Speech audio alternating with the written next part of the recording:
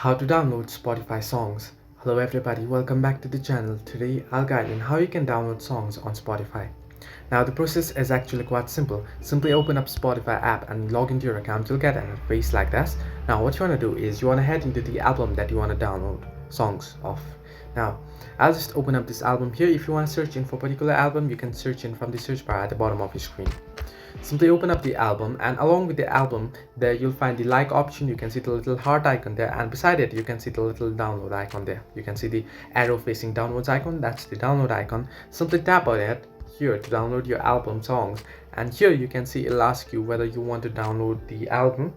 However, you'll have to need the premium version. Simply tap on explore premium there and you'll be able to get the premium option. Tap on get premium, and here it'll ask you for your plan. Choose the plan that you want to get, and then simply continue and add in the payment method and make the payment, and you'll be able to get the premium. And once you get the premium, if you head back and simply tap on the download option that you can file along with the album, you'll be able to download songs. So this way you can download Spotify songs. Hope this helped you. Do like and subscribe, and do not forget to leave a comment down below if you have any further issues.